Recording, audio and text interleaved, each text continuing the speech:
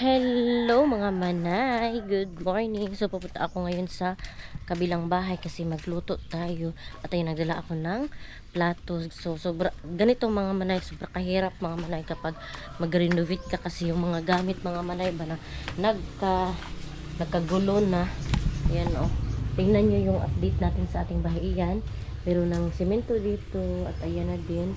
Tapos doon sa taas mga manay ay may gutter na.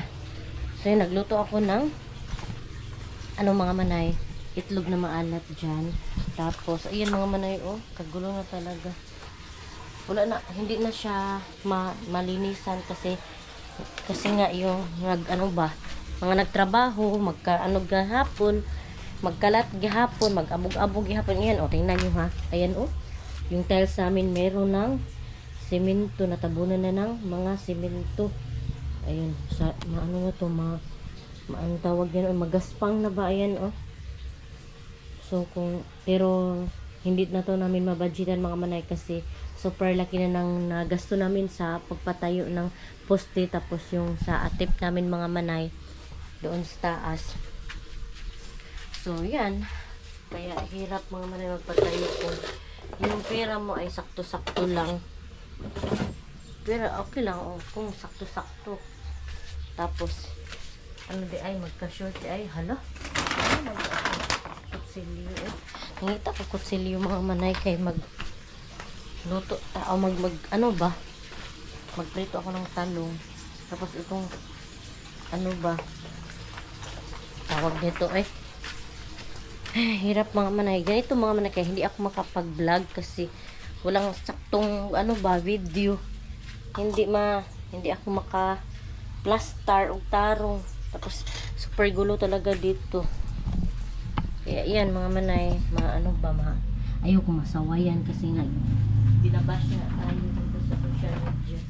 Yan, super dito mga manay, kalat na. So itong talong mga manay, itutuhin ko lang. Kung maglinis kasi mga manay ay madudumihan pa din. Ganun pa din, madumihan ba? Kaya walang kwenta yung paglinis mo kasi pa din, madumihan sa mga nagtatrabaho dito kasi sila wala naman yung mga pakialam sa gamit mo. Kaya yan, hindi na lang ako dito. Pero dapat mga manay, yung mga gamit natin intact talaga, kaya nilagay sa mga sako yung ibang gamit kasi kapag mag-plaster na ay andyan pa din, hindi mawala. So itong talong mga manay ay prituhin ko to, tapos mag-ham ako mga manay para sa mga bata. Ay wala na, may tuyo ngawa lagi ang mga gamit diri mga manay, promise ngawa na ang mga kuan kay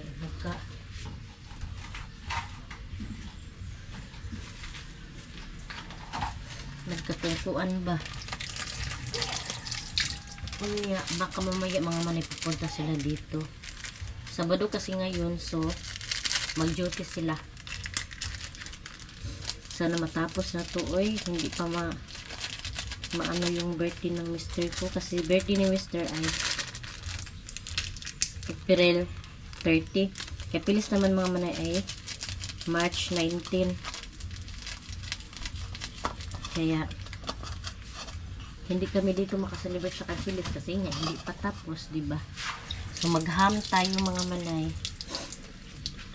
Yan, diba? Anuhin ko na naman to, hakutin ko na naman doon sa kabila. Kaya super hirap mga manay, kaya hindi na lang ako magbablog kasi wala hindi plaster dito. Someday kapag matapos na tong bahay, mag-vlog na tayo araw-araw kasi sayang yung araw, bahala na yung views mga manay. Tingnan nyo na ako kung saan ko ilagay itong mga gamit kasi wala tayong paglalagay ng maayos. So bumalik ako dito sa loob mga manay, nakuha ako ng ham para ulam ng mga bata. So yan mga manay, super hirap mga manay kapag plaster ba. Gusto ko na matapos, bahala hindi pa tapos na fully finish talaga mga manay. Ang importante ay mahalaga, Charles. Ang importante ay mga manay, mabuo yung bahay. Kahit basta meron lang window, meron lang door, tsaka napatayo yung mga, ito lang yung anuhin ko. Napatayo lang yung tawag nito bahay na may dingding, may door, may kusina at saka may CR. Tapos kapag may budget ulit ay idahan-dahan na lang para mamanahin kasi yung budget kulang-kulang na talaga. Kaya manghanap ako ng paraan para kahit paano matapos to siya. So yan, magprito na tayo mga manay. Ibalik ko muna tong ham sa loob ng ref. So itong ref mga manay ay bigay to sa akin Mami MD, hala ka, mag 1 year na pala to sa akin kasi mga manay May kasi yung mutual kasi yung anniversary namin ni Mr. So mag 1 year na yan mga manay. So thank you so much Mami MD kasi may nahiya ako nun mga manay kasi madami na yung natulong sa akin, diba? Hala, mahiwi man mo diha mahiya ako nun kasi madami na siyang natulong, pero okay naman si Mami MD mga manay kasi naman yun siya, mabait naman yun sa akin, diba? Mabait si Mami MD sa akin mga manay. Iniisip niya ko nung birthday ko nga mga manay ay great niya ako. So much appreciated Mami MD.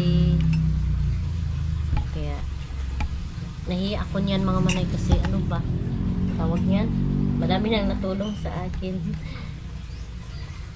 Ganito kasi ako mga manay, ayoko mag-take advantage ng mga taong mabait sa akin. Kaya maghintay lang ako kung kailan sila mag-contact sa akin, mag-reach out. Yun.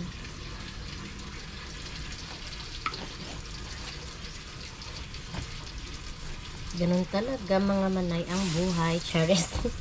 Kaya pasensya na kayo mga manay kung paminsan-minsan lang tayo mag-vlog kasi nga pabalik-balik lang yung video natin. Tapos dito lang ba hugasan ko to ulit mga manay. Dito pa po lang kasi yung bagay. Wala namang dyan mga manay, hilabot ba. Pero hugasan pa din natin kasi na-expose na.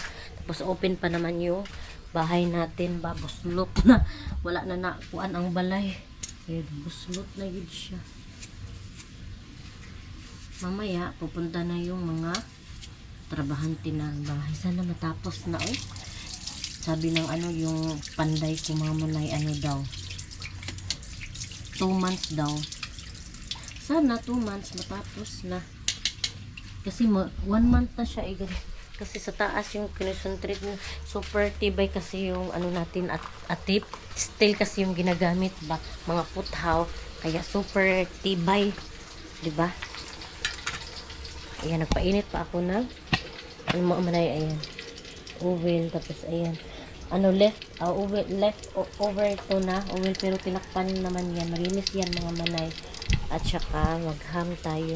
So ganyan mga manay ang aking buhay dito sa bahay na nagpa-renovate tayo. Kaya super hirap talaga mga manay. Kaya hindi na lang ako mag-vlog kasi yung mga tao na naman na mga basher, magbabash na naman niya, ba yan, ganito, ganyan, hindi nga mag-plaster Kaya ayan, iniwasan ko na lang yung mga salita nila. Sa totoo lang, na-miss ko mag-vlog mga manay, promise. Wala na akong pakialam sa views ko. Bahala na yung views na yan mga manay, diba? Importante na enjoy ka. Tsaka, mayroon din akong madagdagan din ako ng naglagay ako ng ng mga luto na ako ng madagdagan din ako ng mga mga manay subscriber kahit wala akong upload. Nadagdagan ako. Kasi, iwan ko, siguro sa mga short video ko mga manay, meron kasi ako mga short video. Tapos ito, anuhin ko to, hiwa-hiwain mga bata. Kasi yung mga anak ko mga manay, hindi masyadong kumakain ng mga gulay, kaya, magpipino na lang tayo kasi kahit paano, makakain sila ng gulay. Tapos itong ham, ang sa kanila, ang akin ay yung talong at saka ang akin mga manay, itlog na maalat. Ito lang ang ulam ko. Ganyan lang kasimple ang ating ulam ngayong umaga. Tapos andun yung mga anak ko sa boarding house, nagdasok mi dito. Tapos worry na ako mga manay kung saan si Mr. matutulog kasi nga dito sira na, tapos yung mga quarantine na sira na din. So baka sa Lunes ay maatipan na talaga. Ipakita ko sa inyo mamaya yung natapos nila kasi super tibay talaga mga manay. Kaya 1 month nagawa yung atip ba. Di basta-basta yung atip. Di ba? Kaya 1 month talaga nila nagawa. Yung iba nga daw ay super tagal pa din. Sana mga manay ma-okay pa tong sa loob ba. Makaya pa yung pera namin. Dito mga manay ay tiris-tiris dyan. Ano dito? Yung tambayanan ba? Yan naman ay ano yan? Sapaw para sapaw sa ate para ay no, namusta nawala man mo eh. Nag-istorya ko niya, wala dahil natulong sa camera. Ano sa ate para hindi mainit yung bahay. Baka nga kulang pa yan mga manay kasi napakalaki ng ano namin bahay. Malawak ba?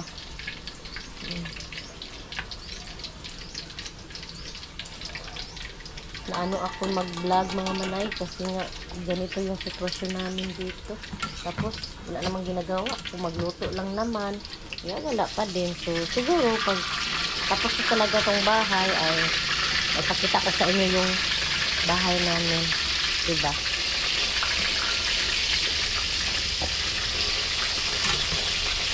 So dito na ako ng talong mga yan ang ulam ko. Sa mga manay itong bahay mga manay hindi na ito matatapos kapag walang pera, diba? So kailangan maghanap ka ng paraan para mapatayo talaga, matapos talaga siya kahit hindi talaga fully finish. Kapag mayroon ng maayuhon dadating na grasya ay yan, idahan-dahan lang ba kahit hindi pala talaga siya fully finish yan, diba? So pray na lang tayo na kahit paano matapos-tapos to siya ba kasi hindi ito matutuloy kapag wala tayo saktong pera. So yan naman, diba mga manay?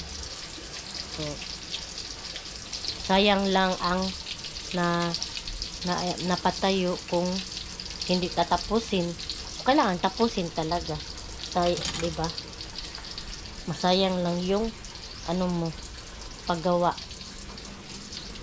So nagluto din ako ng itlog na maalat. Ayan. Hilig kasi ako sa itlog na maalat mga manay. Pasensya na talaga kayo kung ganito yung hitsura ng ating background. Ganito talaga mga manay sige lang mga manay, kapag matapos na tong bahay mga manay, araw-araw na ako mag-vlog para komportable na ako sa aking ginagawa. Ayan. Tapos mag-ano na ako mga manay, hiwa na ako ng pipino. Uy! Ang hulog. Tingnan ko palagi. Hindi ma-plaster din mga manay. Hulog ang katungkuan. Baso. Tinatakpan ko kasi yan. Ayan mga manay. Para magamit pa. Tapos palongin na. Luto. Iwan ko kung luto na ba yan. So, ito na namang itong pipino naman yung anuhin ko. Tapos ito hugasin natin. Ayan pa. Ito ay pinag-inuman ng panday namin mga manay. Diba? Wala lagi na plaster dire. So, ipasok ko na to sa bahay. Kasi iyan, iwan ko muna yan kasi hindi pa yan naluto. Ipasok ko na to doon. Kasi mga bata, kain na. Ito yung daanan natin. Tingnan nyo, nagkalot na sila dito para lagyan ng black, hollow black ba? Ayan, dyan. So, yan, pasok na tayo. Ayan yung ulam natin. So, ganito maman. Ayan yung likod natin, diba? Puro tawag niyan steel ba tawag na puthaw ang ato napakatibay kaya mahal siya, tinibay talaga. Magkuan pa ko og pipino be ha si Ate Piana at si Pilis naaragid sila dire mga manay magtago di man gud sila laagan, hindi kasi sila yan mga mahilig mag pasyal.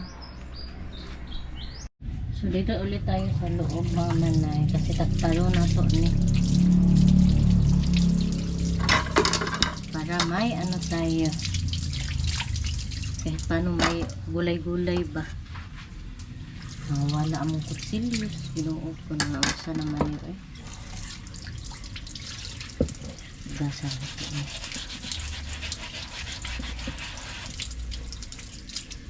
Dako pag inig maano na mo mga manay na magasto kay dako kayang balagid eh. Hindi din ako nag-expect na ganito kalaki yung ano namin mga manay eh, bahay. Ganito ako mag ano. Ganuhin ko na lang mga manay para madali ba. Ayan. Wala kasi yung steamer. Steamer. Dito.